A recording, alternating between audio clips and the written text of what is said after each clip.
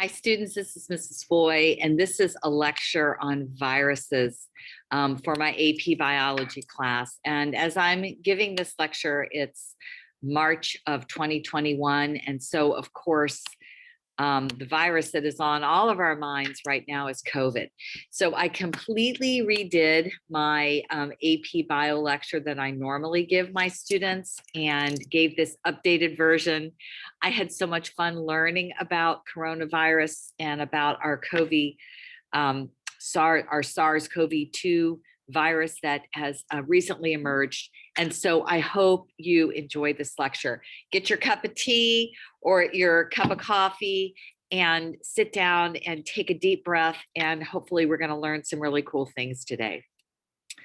So viruses are come in all different shapes and sizes.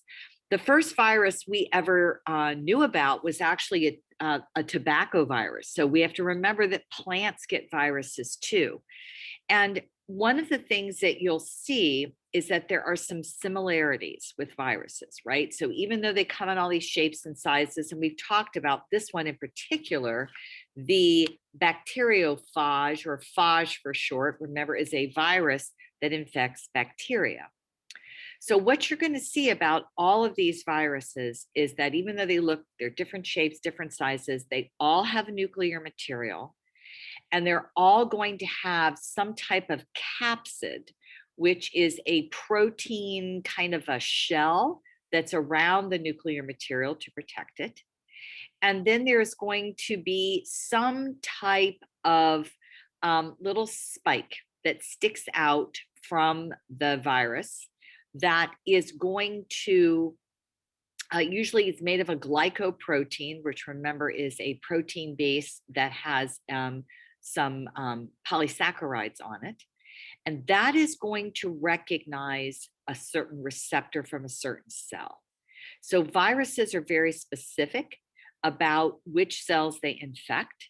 And that has to do with this glycoprotein and where the receptor that it attaches to. So I don't have to live in fear of a bacteriophage infecting me because the receptor doesn't fit with my human cells. All right. Some viruses also have a membranous membrane, some type of a membrane lipid kind of like material that encapsulates it as well. So what are all viruses? What do all viruses have in common? Well, they're all obligate intracellular parasites. So let's break that down. Obligate means that it has to live in, obligate means it has to. Intracellular means it lives inside the cell. And a parasite means a relationship, a symbiotic relationship where the host gets harmed. So when you guys were in freshman biology, you learned about all these different things, characteristics of life that a cell has to exhibit in order to be classified as living. So viruses have some of those characteristics of living things and some of the things they don't. So for example, viruses don't grow, they can't maintain homeostasis, they can't respond to a stimuli, and they can't metabolize. But they can reproduce and they can evolve as a population. So this is important, that a virus, a single organism, does not evolve. Only a population evolves. A single organism is either going to live or die, depending on if its toolkit is appropriate for the environment that it's in. But viruses do evolve as a population, but only with the help of a host cell. And so most scientists classify viruses as not living, but there is some argument about that, as you can see. And viruses are specific. They have a range of host cells that they can infect, but not every single kind of host cell. So a very simplified viral replication cycle is going to look something like this. So we have our genetic material encapsulated in some kind of virus. It is going to attach to the receptors of the host cell. It is going to then endocytose into the cell. Sometimes the whole virus gets in, sometimes it's just the genetic material, like we see in bacteriophages. And so there's some enzymes that usually come in as well. And the viral DNA goes through copying, right? So the viral DNA, or whatever genetic material it is going to be copied. And then it's going to go through transcription and translation to make more of the viral parts. And this is using the host machinery. So the host ribosome, the host transfer RNAs, the host endoplasmic reticulum, and Golgi if it needs to export something. And so then these parts are assembled and they exit from the cell with exocytosis. And this, of course, may destroy the cell. So there are two strategies that viruses undergo when they are inside of a cell.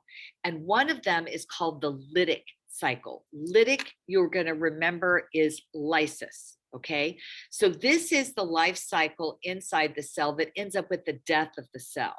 Because what happens is that so many of the viruses are replicated and they lyse the cell wall, or the cell membrane as it be, and they release their new viruses, and that ends up destroying the cell and killing the cell. And so a phage, a particular, like if this is a bacteriophage, we call it a virulent phage. So if it is in the lytic cycle, then it's going to end up destroying the cell. Now, bacteria have defenses against phages, and one of those things is restriction enzymes, which we've learned because humans are taking these restriction enzymes, which are molecular scissors that cut the genetic material at very specific recognition sites. And it's a tool, right, to destroy any foreign DNA that gets into the cells. In this case, thank you, bacteria, for having this weapon, because we use restriction enzymes with genetic engineering, right? So we've done a cool lab with that. So here is what a very simplified lytic cycle looks like of a virulent phage. In this case, a bacteriophage infecting a bacteria. So we have attachment, entry of the viral genome, synthesis of viral parts using the ribosomes and other materials inside the host cell.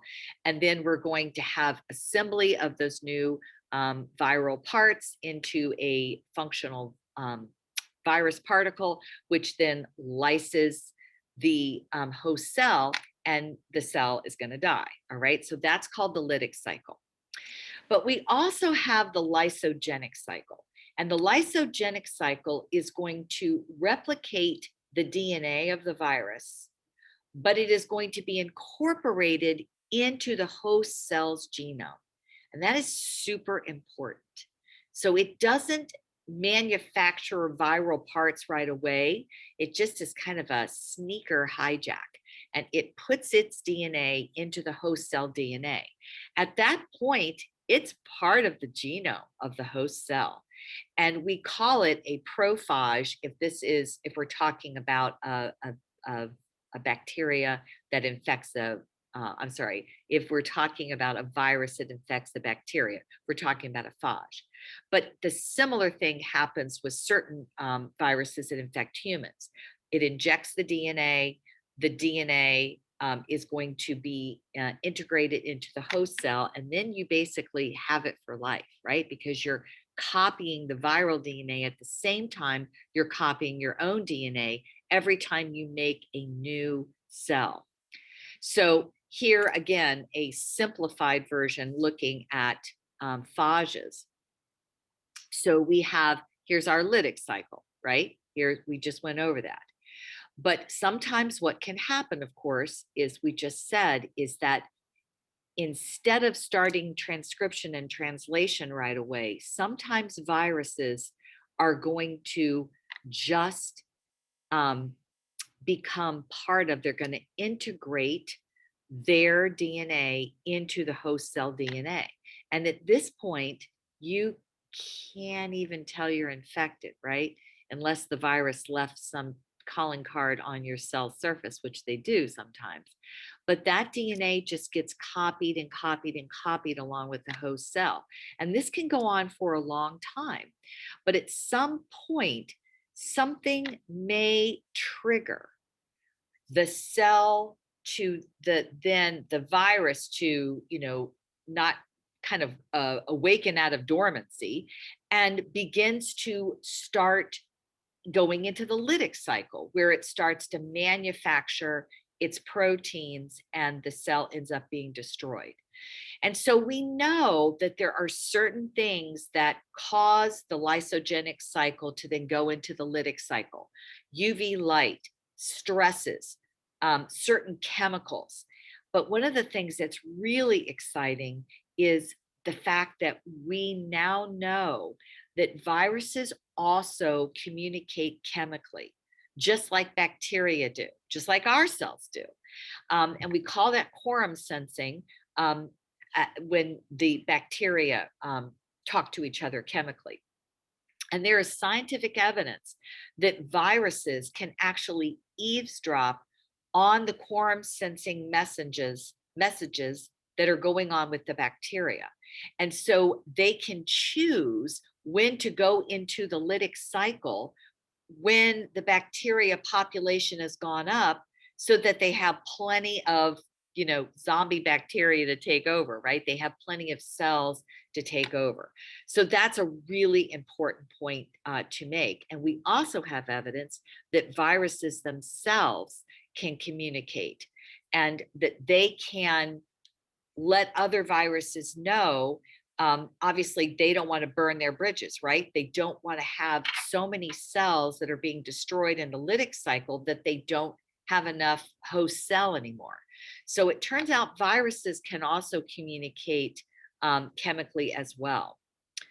So one example that is familiar to some of us is what we call a temperate virus, which is an example of herpes. Okay, so herpes is a double-stranded DNA virus. One of the forms of herpes causes cold sores. There's other forms of herpes that can cause genital lesions to form.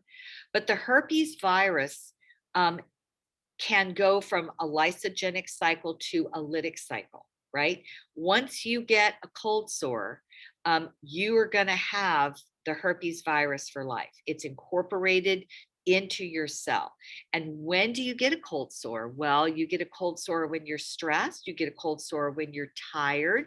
You get a cold sore when you are run down, right? Maybe you're studying for an AP biology exam.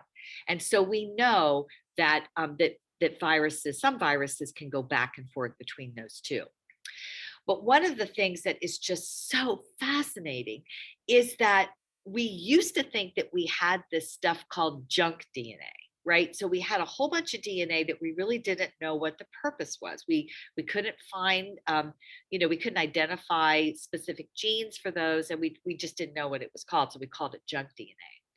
And now we're finding out that 8% of human DNA is actually remnants of ancient viruses that incorporated their genome into ours. And 40% is of our DNA is made up of repetitive strings of genetic letters that we think had a viral origin. So that's interesting in itself, but what is going to blow your mind is that we have now discovered that some of this old viral DNA, as it turns out, had a very important impact on the evolution of humans.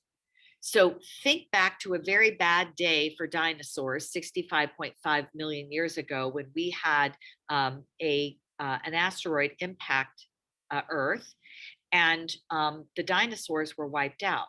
But the little tiny, scrawny little mammals were not.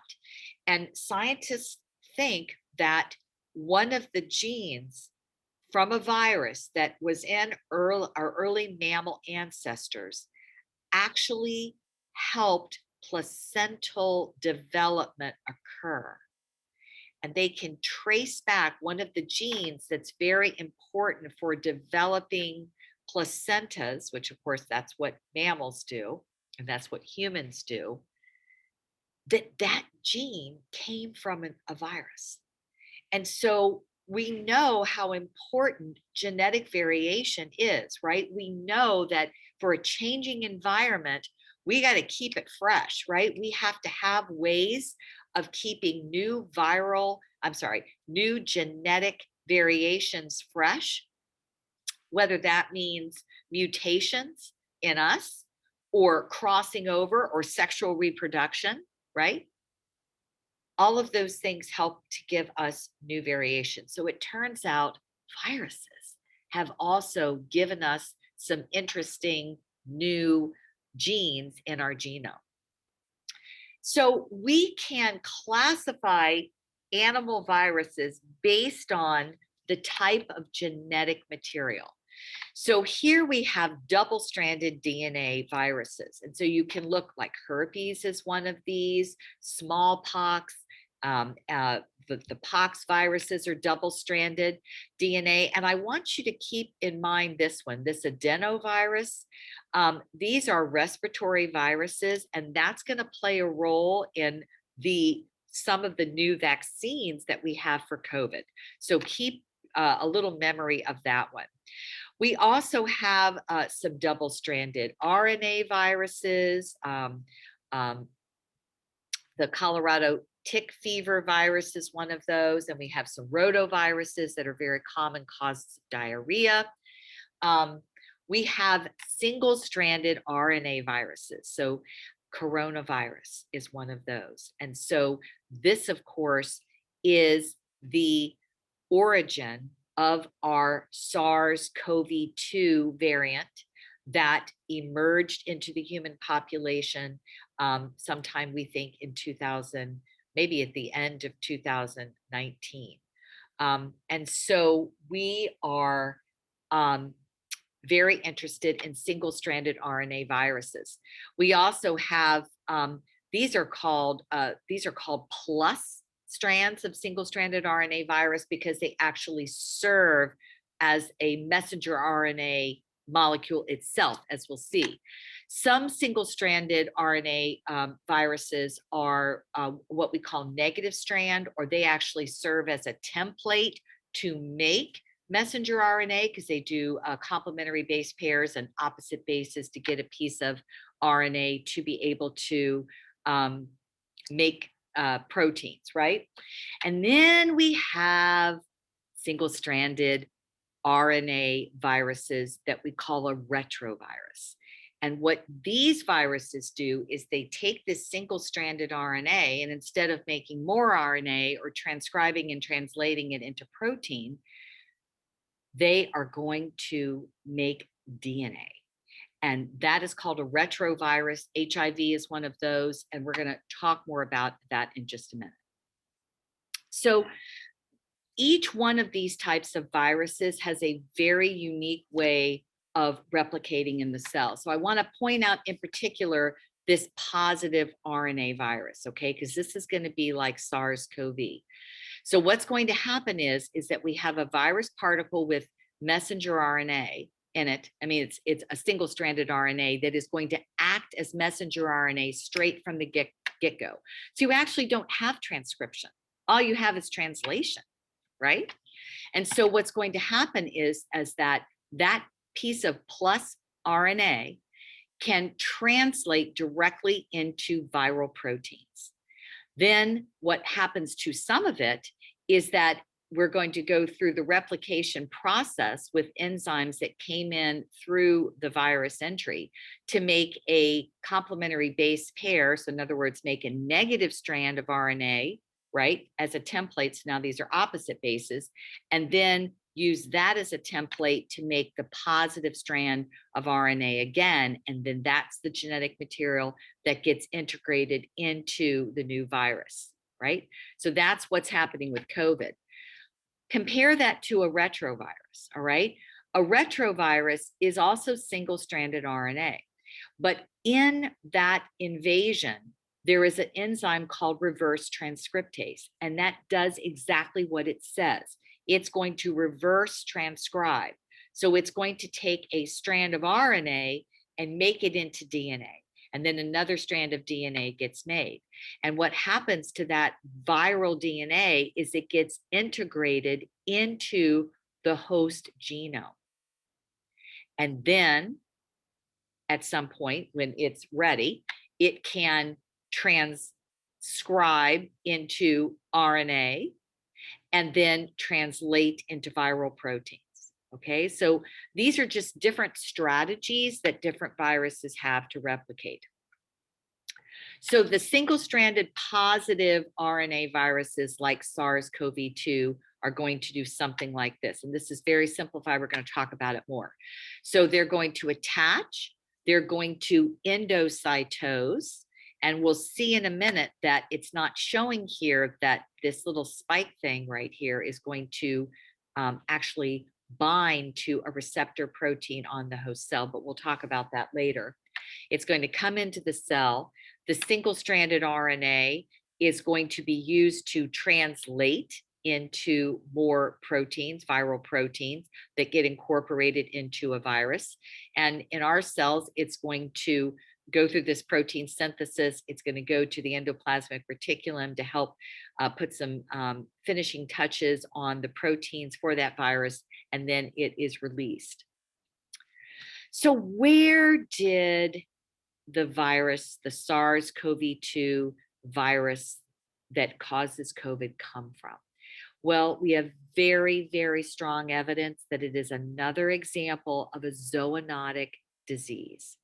So zoonotic diseases, you can see from the prefix here, zoo, come from animals that then mutate and allow them to be infectious in people. It actually goes the other way too. We can give our viruses to animals, but this is one major way that new viruses come on board. How do viruses jump species? Well, we're learning a lot about that. We can actually trace viral DNA and we can trace it back, and we can kind of do detective work, molecular detective work, to find out where these viruses come from. Some viruses go directly from one animal into people. And we know that, that bird viruses sometimes do this, all right? Sometimes it takes another intermediate host for the virus to go from one animal to another animal and then adapt a little more, to go through some more mutations before it is transmissible into humans. So we know that there is a special relationship between birds and pigs and humans. And of course, pigs are very much more related to humans than birds are, but birds and pigs also can transmit viruses back and forth. And in Asia, there happens to be large populations of migrating birds. There is a lot of pigs on on rural farms. And scientists think that this is the birthplace of a lot of viruses that are then transmissible into humans, specifically flu virus. So SARS-CoV-2 is not a flu virus, but we think that it may have happened this way. And we know that the HIV virus, there is a very, very close relative of the HIV virus called SIV, or simian immunodeficiency virus. And that, we believe from our molecular detective work and from amazing scientists that go in the jungle and literally scrape up chimpanzee poop and try to get that sequence of genes in that virus, we believe that the HIV virus mutated from SIV, which causes like a cold in a chimp, to the very deadly HIV virus that has run rampant through the human population. And we think that that might have happened way back in the 1930s. It did not really burst onto the scene until the 1980s, but we have evidence that it simmered for a long time, especially in the Congo River Basin. And as more people travel, that is what is going to increase the spread of these viruses, as we saw with COVID. So reservoir hosts are the hosts that usually are going to carry these zoonotic viruses. So for example, maybe you have heard of the West Nile virus. Okay, that is spread by a mosquito. So we call that a vector. So it doesn't really infect the mosquito. The mosquito is just kind of a temporary place where it lives to then spread. But its host, the reservoir host, is a bird. All right.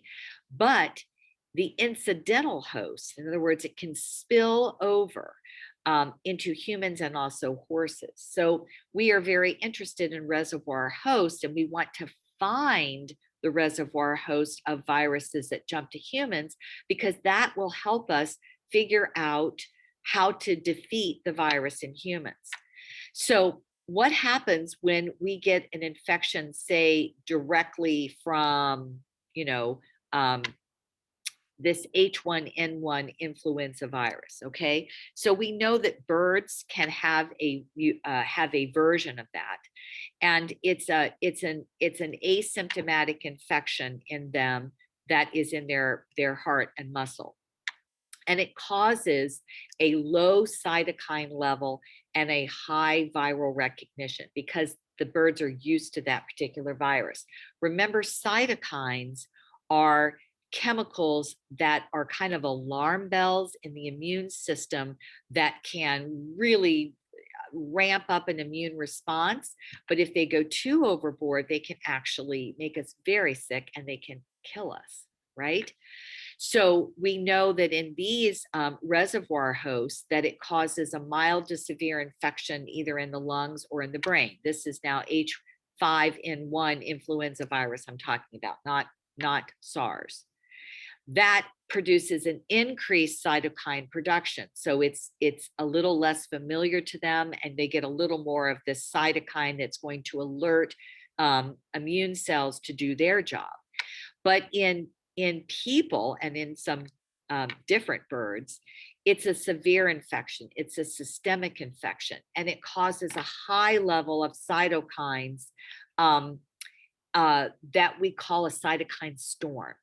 And that can actually be deadly. This is what is happening to a lot of COVID patients that are dying from this, is because it's causing a cytokine storm from our immune system reacting to this new pathogen. So where did the SARS-CoV-2 virus that causes COVID, where did it come from? Well, we have very strong molecular evidence that it came from bats, not necessarily in China. The World Health Organization just put out some statements that said we need to broaden the search from outside of China. It might have been in some other southeastern world countries. But we think that it is likely either bats or pangolins that are the intermediate hosts. But you can see that these zoonotic diseases are not something that is unheard of, right? This is a great source of new viruses for humans. Ebola, we think, came from bats. MERS, which is a cousin to SARS, uses camels as an intermediate host. We've already talked about HIV having reservoir host in chimps. Smallpox, we think, was probably in rodents. Plague, we know, was in rats, and we know that the fleas were the vectors. So these zoonotic diseases, as humans push into the ecosystem, and as we are doing more traveling with just the bat of an eye on an airplane, we see the results of this in what has happened. And scientists have been predicting what happened with COVID-19 for years. So it really has been overdue.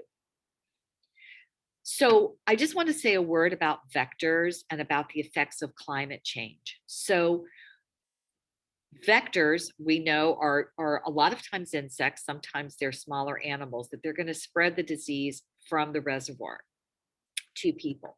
And a very, very important vector, a very important vector, are mosquitoes and other biting insects. And mosquitoes there's different species of mosquitoes, and the viruses are very specific about what mosquito they can grow in. So chikungunya virus, it causes a very serious disease. It spreads in only certain types of mosquitoes that might not necessarily be found in the United States. But one of the effects of climate change is scientists are telling us that because of the climate is changing, that the vectors, those insects especially, are going to be able to move into habitats that they would not usually be able to survive in. So a warming Earth is going to cause increase in the vector spread, and we specifically should be ready for more human disease caused by these vectors that are spreading, and dengue fever is an example of one of those viruses. So let's just review very quickly about what happens in the primary immune response to a virus or bacteria, right? So we have those first line defenses, right? Our macrophages, and we have cells that we know are going to gobble up anything that's foreign. And then we have these antigen presenting cells. So another one would be an example of a dendritic cell. And as they engulf those pathogens, they're going to produce a little piece of that foreign invader. And that is going to interact with a naive B cell and a naive T cell. And specifically, this is going to be a helper T cell. Naive just means it's not programmed to make a certain protein against the foreign invader yet.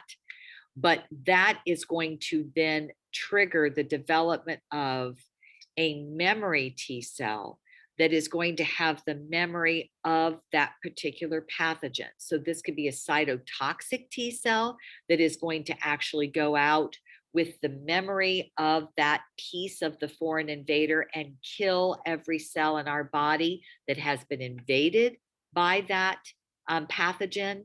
And the memory B cells carry the blueprint of the way to make an antibody specifically for that foreign antigen. And so we call these cells that actually make the antibodies, remember we call those plasma cells, plasma B cells, but that leaves a memory of the blueprint of how to make that. So a secondary exposure of any type of antigen from a virus or a bacteria, then we already have those memory T cells and those memory B cells that can crank out a very quick immune response so that the pathogen does not get a stronghold in our bodies and it's defeated before it can make us sick. So let's look at what happens specifically with the SARS-CoV-2 virus. So one of the things that we know are these famous spike proteins. As a matter of fact, that's why it's called a coronavirus, because the scientists that looked at the electron microscope image of this thought it looked like a crown. So they called it coronavirus.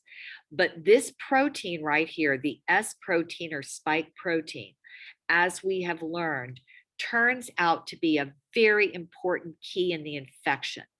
And what happens is that S protein, that spike protein, is going to bond with a specific receptor called the Ace2 receptor. The Ace2 receptor is a normal receptor on a lot of our cells, but specifically in cells in our lungs, specifically the little microscopic cells called alveoli. And this receptor is responsible for, among other things, our homeostasis of blood pressure. Okay, so the ACE2 receptor is a very, very important receptor. But that SARS-CoV-2 has changed to the point in very recent years to be able to bond to that receptor. And that's going to initiate a receptor-mediated endocytosis. You might remember that from way back when we talked about cell processes. And so there are lots of these ACE2 receptors on the alveoli and lungs, and that is why for most people, the initial symptoms are focused in on the respiratory system.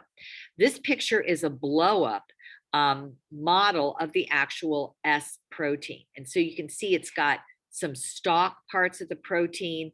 And then this part up here that actually bonds to the ACE2 receptor is also very important. Okay, so this is, some complex proteins that are part of that S spike protein.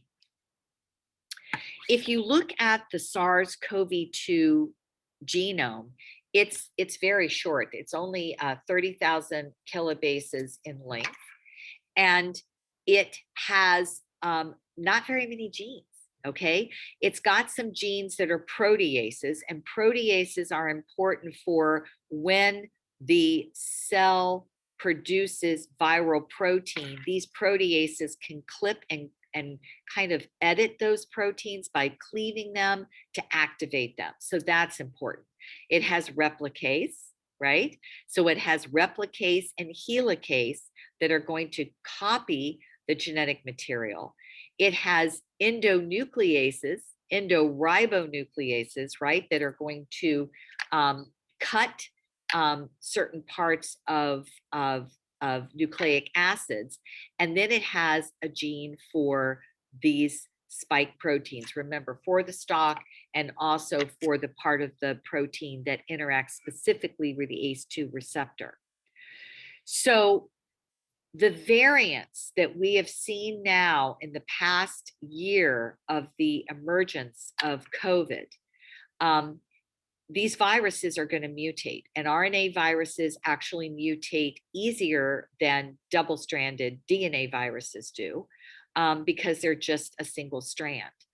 So one of the things that we've seen is that some of the mutations have produced variants of the virus that bond even better to that ACE receptor, that ACE2 receptor on our cells. And so not all of the mutations, of course, if you had a mutation in the SARS-CoV-2 virus that produced something, an S protein that made the bonding less likely, then that clearly would not be a very fit virus, right? Those viruses are going to die out in favor of the viruses that can bond better to the ACE2 receptors. So what's that going to do then? Well, that's going to increase viral entry into our cells. That is going to increase viral replication because they're going to get in better, get in faster. That's going to increase the viral load, which means that we are carrying more viruses in our body. And that is going to increase transmissibility, we believe.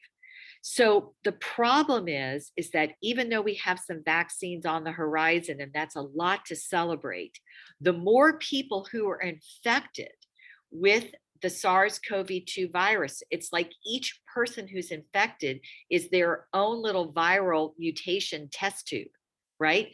And so if we have increased people who are infected, that's an increased opportunity for those mutations to be successful.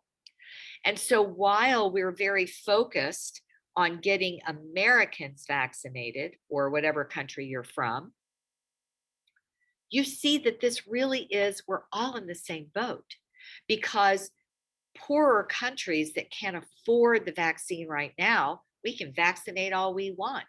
But if we don't take care of the whole human population with vaccinations, then these mutants are going to continue to go through evolution, produce better and better variants.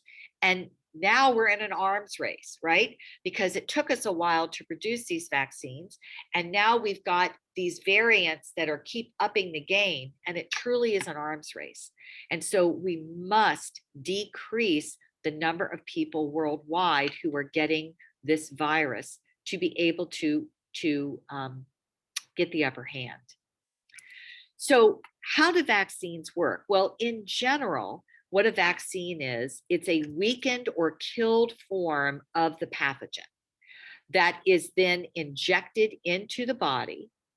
And it doesn't cause disease, but it ramps up the immune system, right? And the immune system is going to produce antibodies and also memory T and memory B cells for the next time that they are introduced to that particular pathogen. So if the actual disease attacks the body, then we have those memory cells to produce antibodies or to produce the cytotoxic T cells that can destroy the cells that have been infected with virus. So that's how a vaccine works. So there were 3 types of vaccine that were being developed for coronavirus. And I want to talk about those because they're so interesting. One was just a protein based. So one area of research was just to take the spike protein, purify it, and inject that into humans. And that, because it was a foreign antigen, could theoretically produce B cells that would produce antibodies against that foreign protein, that foreign antigen. Okay, so that's one way. Another strategy was to take the spike protein, take the genetic material from the spike protein, purify it, and put it into an adenovirus. So do you remember when I said, remember that double-stranded DNA virus, adenovirus that causes respiratory disease? Well, they would take an adenovirus that is not active, okay, so kind of a broken version of it, but they would use that as a vector, and they would put the spike protein in that deactivated adenovirus and then put that into the vaccine. So what would happen then is that the adenovirus would do its thing. It would inject that spike protein. It's not going to make you get the virus. You're not going to get sick with the virus because it only has the gene to make the spike protein. That body produces the spike protein, and then that's the antigen that our immune system produces antibodies for. The third strategy is new, completely new. We've never done this before. And that is to take a piece of the actual messenger RNA from the SARS-CoV virus that coded for the spike protein, purify that, and put it into a little lipid capsule and inject that into the body. So the actual piece of messenger RNA, not for the coronavirus, you're not going to get sick from coronavirus, but you're just going to make the spike protein. And of course, that is going to elicit an antibody response. How long will this messenger RNA stay in our body? Not very long, only a couple of days, because we have defenses in our body that are going to slash and cut any foreign DNA, right? So it's not going to hang around very long, but it hangs around long enough to make some spike protein that we can have an immune response to. So as of the time that I'm recording this lecture, we have basically 4 types of vaccine. We have the Astrazeneca vaccine, that is the genetically modified virus. Okay, so it's using that adenovirus, and all of these are effective. That one is effective 62 to 90% of the time, and you can see the storage requirements and about how much it costs. The Moderna virus and the Pfizer BioNTech virus is one of the new kinds of vaccines. I'm sorry, not viruses, the vaccines are part of the new type of vaccine that's just using messenger RNA. And the downside of this, they're very effective, but the downside of this is they have to be kept in cold storage, and you can see that they're more expensive. The Russians came out with what they call the Sputnik vaccine, and Johnson & Johnson the Johnson & Johnson vaccine has just been approved, and it is also using the modified adenovirus, so the more traditional type of vaccine. The good part about that is that it can just be regular refrigeration. It doesn't require cold storage, and it's quite stable. And so that one is also available. So what does the immune response do specifically? So let's just go through this one more time. So here we have our SARS-CoV-2 virus. We can see the capsid, we can see the envelope, and most importantly, the spike protein.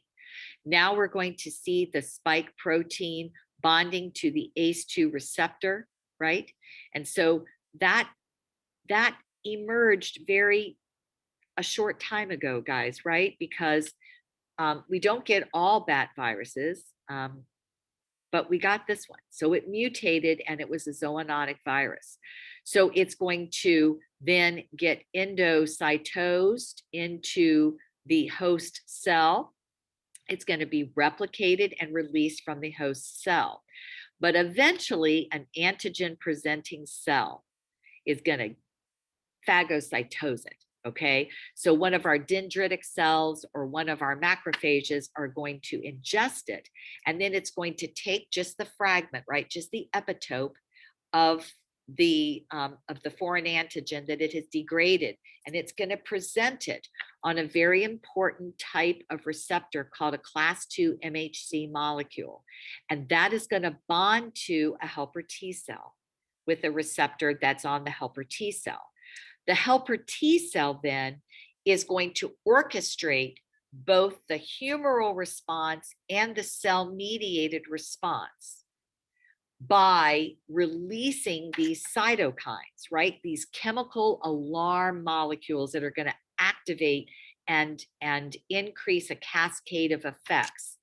On the humoral side of the immune system, so these are our B cells, it's going to cause some of these B cells to be activated and produce plasma cells, which are little antibody creating factories. They're just going to crank out a bunch of these antibodies, which are protein handcuffs.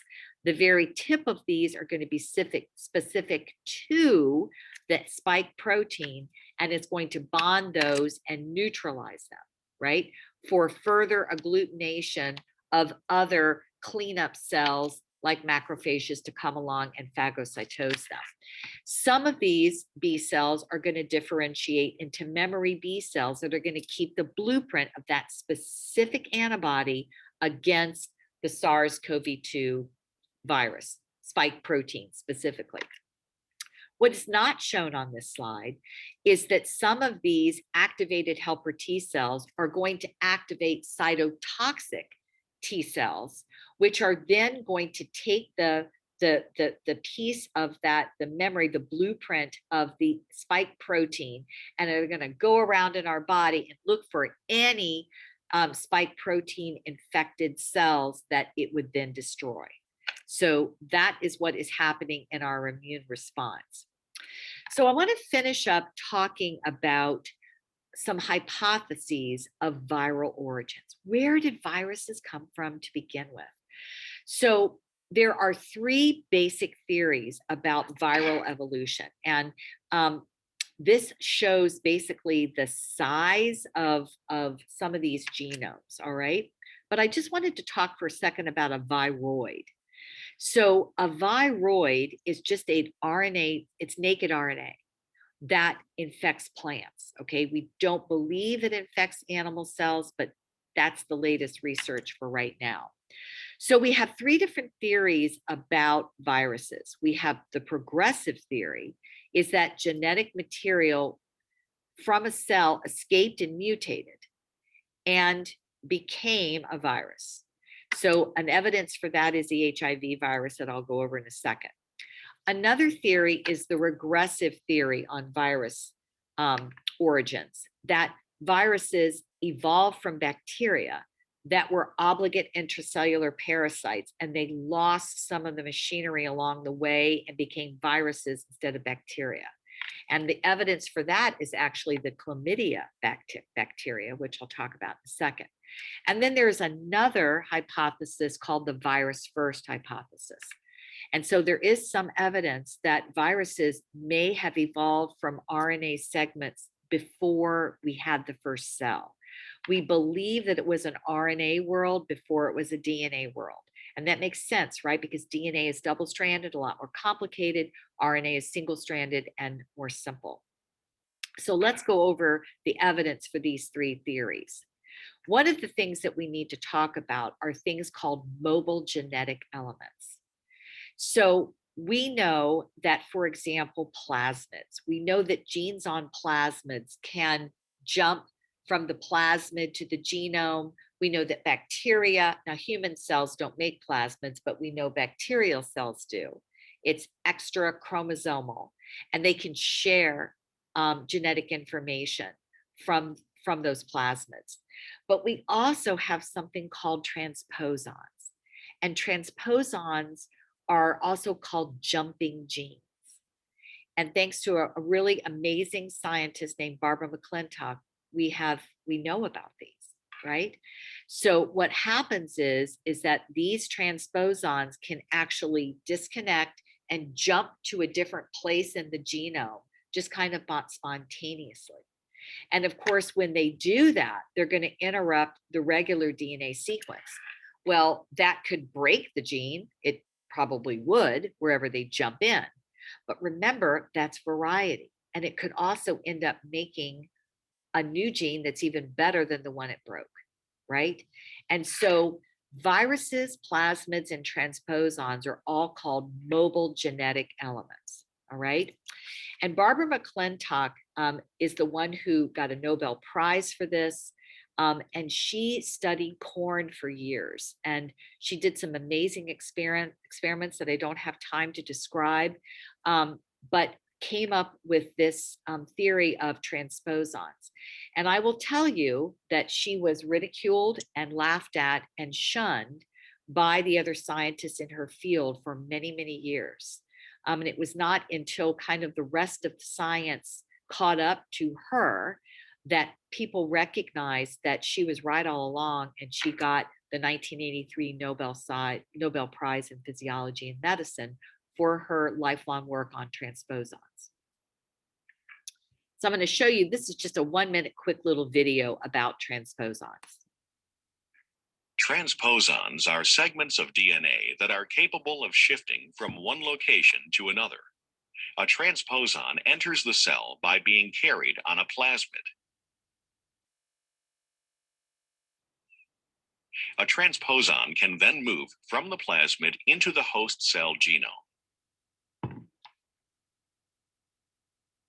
A transposon can move from one site on the host genome to another site on the host genome.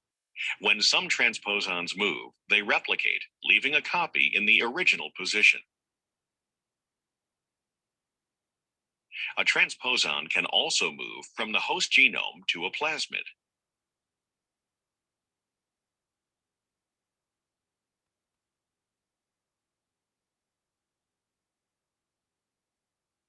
Awesome. So as it turns out, we have retrotransposons and regular DNA transposons. So let's take the easy version first. We can actually excise a piece of DNA. That would be some kind of DNA intermediate. This is the part of the transposon that's going to go someplace else on the genome and integrate itself into that target DNA. Another way transposons can work, we call these class 1 transposons, is that the DNA, the donor DNA, can go through transcription and make an RNA intermediate, which then goes through reverse transcription, right, with reverse transcriptase enzyme that's going to become a piece of DNA that then gets integrated. So there's two different kind of ways that transposons can arise. So let's talk about the evidence now, and the evidence for each of these three theories. So our first evidence is going to be for the progressive theory of viral evolution. Did a mobile genetic element gain the ability to exit one cell and enter into another one? And so what I'm going to use for my evidence for that is the Hiv Virion. A virion is just a single virus particle. So let's look inside what's in here. You can see these guys have spike proteins too. They have a capsid, right? That's a protein kind of protection for the genetic material, which in this case is single-stranded RNA, but it has an integrase enzyme, it has a protease enzyme, and probably most importantly, it has a reverse transcriptase enzyme inside its little package. So when HIV is going to infect a cell, it's going to attach to the receptor protein. And unfortunately, and devastatingly so, the host cell is a helper T cell. And you think to the importance of the helper T cell, there's no one more important cell in the human immune system than the helper T cell, right? Because it directs and orchestrates both the humoral, the B cell part of immunity, and the T cell part of immunity, the cytotoxic T cell part of immunity, cell mediate part of immunity. So this is why HIV is so devastating in its ability to be so deadly to humans. So it injects its viral DNA, and then the reverse transcriptase enzyme that came in that package is going to copy reversely and make kind of an RNA DNA hybrid. And then it's going to copy again the other strand to make DNA to DNA. So you get a double-stranded DNA. And then this one is going to inject itself as a provirus into the human genome of the T cell, of the helper T cell. It can stay in there for years and not do anything, just copy along with the host genome in our T cells. But at some point, it is going to then emerge into the lytic cycle, and it is going to go through transcription and go through translation to make proteins for HIV virion. And that is going to assemble into a virus and bud out. And when it does that, it's going to kill the helper T cell. And so you can see that over a period of time, your T cell numbers are going to go down, down, down, down, down until the point where your immune system is devastated. And at that point, you would have AIDS. And that means that your immune system is broken to the point where you just don't have any immunity to anything, and you can succumb to other infections that your immune system would normally take care of. So what I want to point out here is that the drugs that we have for HIV are against these enzymes, right? So we have cocktails of medications that block reverse transcription, that block integrase, that block protease, which is not shown here, but the protease, well, I guess it kind of is there. The protease is going to kind of take the newly made viral proteins and kind of cleave them and activate them for the virus. So if you didn't have a protease, then your HIV virus would not work. And so we have a class of drugs called protease inhibitors or protease inhibitors that are very powerful HIV drugs. So that is an example of how a virus might have just emerged from a cell. All right. Here's another example of a hypothesis of how viruses came about. What about the regressive theory of viral evolution? So were viruses once self-sustaining cells, and then they lost the ability as they become obligate intracellular parasites? Well, we have evidence for this in a bacteria that is an obligate intracellular parasite. And this example is chlamydia, that is a sexually transmitted disease that is from a bacteria. So you don't need to know a lot of this, but I just wanted to show you that the bacteria, chlamydia, acts like a virus in a lot of ways. It cannot reproduce unless it actually gets into your cell. So it's an obligate intracellular parasite, just like a virus, but it's a bacteria. So the regressive theory says that did the origin of viruses basically come from a bacteria that lost some of its abilities to actually be a cell and became a virus? Another evidence for the regressive theory is that the size of some viruses that have recently been discovered are more along the lines of a bacteria than a virus. So we discovered in the late, like I think in the 1990s, we discovered a huge virus called a Mimi virus. It was actually in a cooling tower in England. And they thought it was a bacteria for a long time, but then they discovered in early 2000s that it was actually a virus. And so you can look at the size of a normal virus, right? So here's a rhino virus that can cause colds. Here's the HIV virus. Look at this. This guy's huge, right? So it's more along the lines of a bacteria. So this would also be evidence for the regressive theory, because there are some viruses that are almost the size of bacteria. So that is evidence for that theory. And then there's the virus first theory. So we believe that way back before we had cells, that we had kind of this primordial soup of some building blocks of cells that were not assembled yet into cells. And there's lots of very interesting theories about how that may have occurred. And we'll talk about that when we talk about evolution. But we believe that RNA is a more ancient genetic material than DNA. All we had to do to get the first kind of pre-cell was to get a self-replicating molecule like RNA into some type of lipid-bound membrane. And so this might be that viruses were actually the first living thing before we even had cells. Which one of these hypotheses is correct? We don't know. And it could be that viruses emerged multiple times using different strategies that I've outlined here.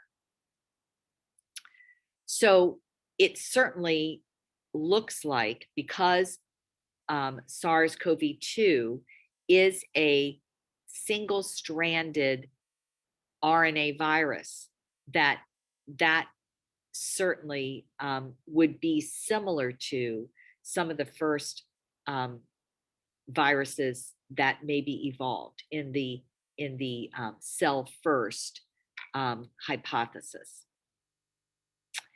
So that is the end of the lecture.